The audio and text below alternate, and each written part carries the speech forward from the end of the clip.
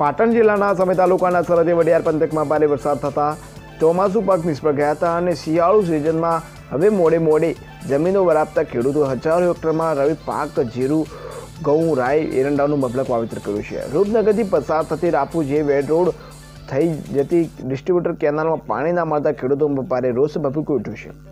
સમી તાલુકાના રૂપનગર ગામેથી પસાર થતી રાપુ ડિસ્ટ્રીબ્યુટર કેનાલના સુભાના ગાંઠિયા સમાન જોવા મળી રહી છે અને અહીંના ખેડૂતો 1000 હેક્ટરમાં જમીનમાં જીરું, ઘઉં, રાઈ, એરંડાનું પિયતથી વાવેતર કર્યું છે, પરંતુ ખેડૂતોની આશા પર પાણી ફરી વળ્યું છે અને શિયાળુ સિઝનમાં રવિ પાક પર રૂપનગર કેનાલમાં નર્મદા કેનાલમાં તંત્રના પાપે ખેડૂતો પાણીનો પુકાર ઉઠાવી રહ્યા છે.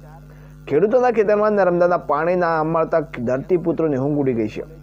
પાટણ જિલ્લાના સરહદી વડિયાર પંથકમાં ભારે વરસાદની સ્થિતિમાં ખેડૂતોએ પાક નુકસાન વેઠવ્યા બાદ હવે સમી તાલુકાના રૂપનગર ગામના ખેડૂતોની આશા હતી કે રવિ પાક સારો થશે તેવી આશાઓ સાથે રવિ પાકનું વાવેતર કર્યું હતું, પરંતુ હવે રૂપનગર ગામેથી પસાર થતી નર્મદાની કેનાલમાં પાણી ન મળતા ખેડૂતોને મુશ્કેલીઓ વધી રહી છે.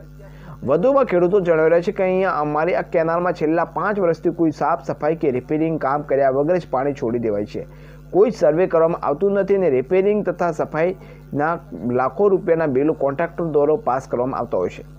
બોજે કે રૂપનગર ગામે ખેડૂતોને પૂરતું પાણી મળી રહે તે માટે અંડરગ્રાઉન્ડ પાઇપલાઇનનું નાખવામાં આવે, પણ તેમાં ભ્રષ્ટાચાર જો આ બાબતે તંત્ર દ્વારા યોગ્ય તપાસ થાય તેવું ખેડૂતો જણાવી રહ્યા છે.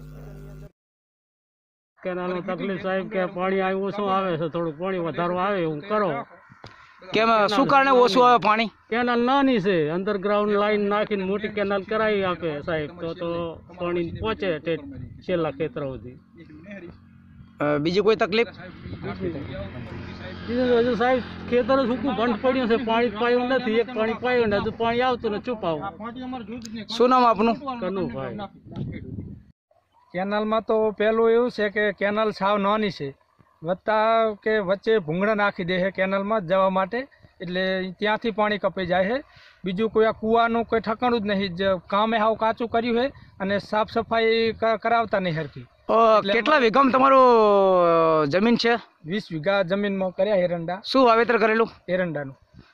પાણી ક્યાંથી પૂરું પાડો તમે? પાણી આ બાજુમાં ખારી છે ત્યાંથી લગભગ 20 વેટલાથી લાંબી લાઈન કરી છે, પોતા સ્વખર્ચે અમે નાખ્યું. હાલ એક વેટાનો શું ભાવ ચાલે અત્યારે? એક વેટાનો ભાવ 3000. તો કેટલા વેટા તમે નાખ્યા? 20. પોતાના ખર્ચે? પોતાના ખર્ચે નાખી ખારીમાંથી પાણી લાયા. તો પૂરું પાણી કદાચ નહીં પડે તમે આ બાબતે તમે રજૂઆત કરેલી કોઈ? ના, રજૂઆત તો હાલ તો કોઈ કરી નહીં. શું નામ આપનું? કુલદીપસિંહ. છેક સિંગોતરિયાથી વેડ સુધી પહેલો પ્રશ્ન એ કે પાણી બિલકુલ આવતું જ નથી. હું હાવ છેલ્લે આ ફોંટિયું જ્યાં પૂરું થાય ત્યાં છેવાડાનો ખેડૂત છું, બરાબર. મારે ત્યાં 40 વીઘા એરંડા મેં વાવેતર છે, બરાબર. પણ હું નવરાત્રિ દિવાળી પણ મેં ઘરે નથી કરી. દિવાળીની વાતનો રાત દિવસ આ બીજા આમાં 2 પાડોશી ખેડૂતો છે, અમે આખી રાત આવી ઠંડી પડે છે તેમ છતાં ઉજાગરા કરી આખી રાત કેનાલ ઉપર ફરતા હોઈએ છીએ, તેમ છતાં અમારે પાણી ત્યાં પહોંચતું. પાણી નહીં પહોંચવાનું કારણ શું મોટા ભાઈ? એનું કારણ પહેલું તો કારણ એ જ કે અમારું ફોંટ્યું જ નાનું પડે છે. બિલકુલ અમારા ગામ છે, ગામની જે જમીન છે અને ગામનું પિયત છે એ પ્રમાણે જોતા હાવ ફોંટ્યું બિલકુલ ચાલે જ નહીં. તો ફાંટિયામાં કઈ રિપેરિંગ કામકાજ કોઈ કરવામાં આવે છે? રિપેરિંગ કામકાજની વાત એવી છે, સાફ સફાઈ કે સાફ સફાઈના પૈસા કોન્ટ્રાક્ટરને રૂપિયા લોટ મળે છે, બરાબર.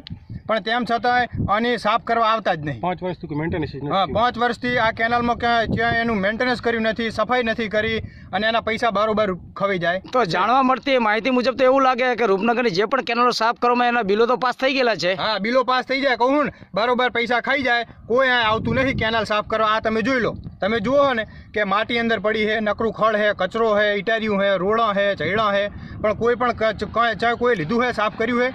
આ બાબતે તમે રજૂઆત કરી હતી કઈ? હા, અમે અમારી રજૂઆતો સતત ચાલુ જ હોય, પણ આપણે કોણ?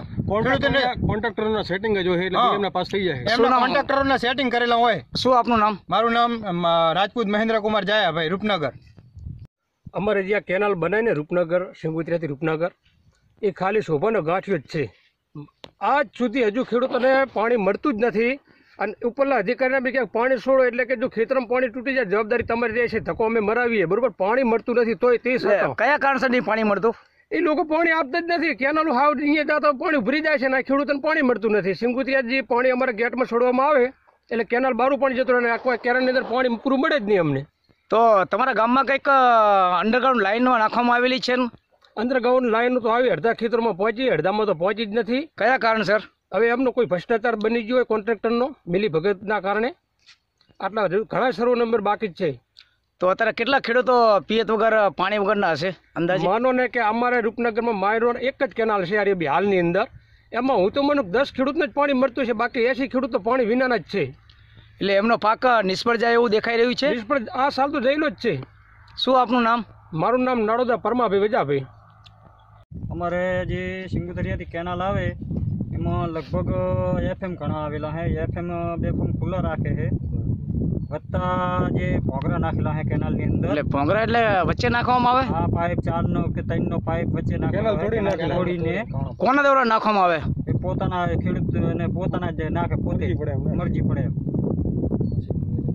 મશીન મૂકીને નથી પાતા, ડીઝલ બારવા નથી, પોતાની રીતે એમને પાઇપ નાખી મરજી પડે એમ. અને પાણી પાવા છે પાઇપો નાખીને, આગળ પાણી પહોંચવા દેતા નથી. શું તમે અત્યારે પાકમાં લીધું? પાકમાં અમારે એરંડા છે, જીરું છે, ઘઉં છે. અને પાણીનો પહોંચવા બાબતે તમે રજૂઆત કરેલી કોઈ? અમે રાઠોડ સાહેબને વારંવાર રજૂઆત કરવા છતાં પણ રાઠોડ સાહેબે હજુ સુધી કંઈ ધ્યાન દીધેલ નથી. મીડિયાના માધ્યમથી વાત થઈ હતી, કંઈ સમાચાર મળ્યા? હા, મીડિયાના માધ્યમથી વાત થયેલી, સમાચાર મળ્યા એમને. એ પણ હજુ સુધી ધ્યાન દીધેલ નથી. શું આપનું નામ? રામસંગભાઈ નાડોદા. સમી તાલુકાના રૂપનગર ગામે જે પણ સિંગોતરા ગામે જે પણ માઇનો કેનાલ પસાર થઈ રહી છે, આ કેનાલની અંદર પાણી અપૂરતું મળવાના કારણે ખેડૂતોને મોટો પ્રશ્ન પાણીનો મૂંઝવતો જોવા મળી રહ્યો છે. ત્યારે આ ખેડૂતો જે પણ રવિ પાકની સિઝન લઈ રહ્યા છે, આ ખેડૂતોના ખેતરો નિષ્ફળ એવું લાગે તેવું દેખાઈ રહ્યું છે. હું કેમેરામેનને કહીશ કે તમને દ્રશ્ય બતાવશે. પાણી વગરના સુકાભટ ખેતરો પડી રહ્યા છે, તમને બતાવશે. કેમેરામેનને કહીશ કે બતાવશે તમને.